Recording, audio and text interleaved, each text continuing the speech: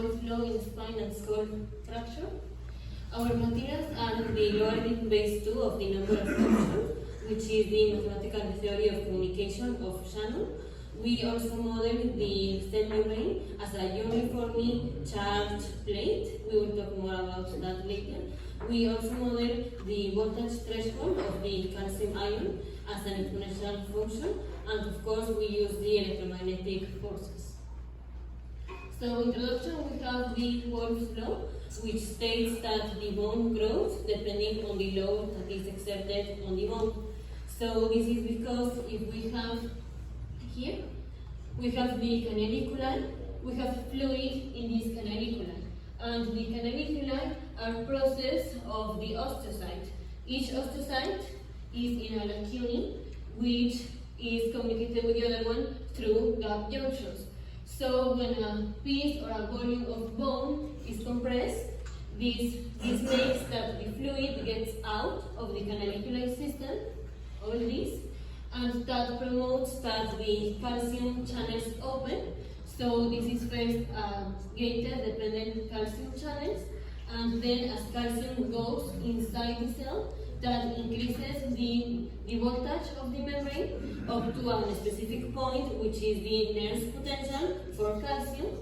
And then we open the voltage dependent calcium channel, so more calcium goes into the cell, and this promotes the expression of the protein C-phos.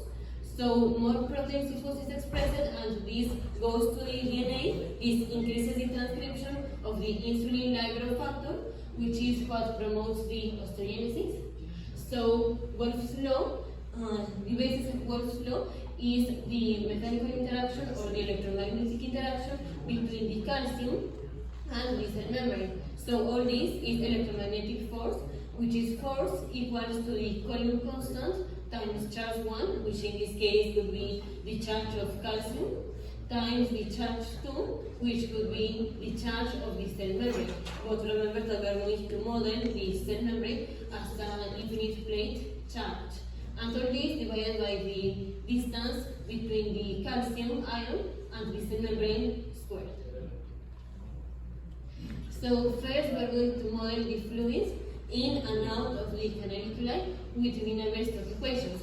We are not going to go through all the mathematical derivation of that, but as an example, the x component of the Navier-Stokes equations that describes the dynamic fluids, or the dynamic of specifically this fluid, would be the density of the fluid times the partial derivative of the x component of the velocity of the fluid with respect to time, plus the partial derivative of the x component of the velocity with respect to the change in the x component of the position, all that multiplied by the x component of the velocity, times b, which is the y component of the position, times the partial derivative of u, which is the x component of the velocity, with respect to the change in y, which is the y component of the position, plus the c component of the position times the partial derivative of the velocity,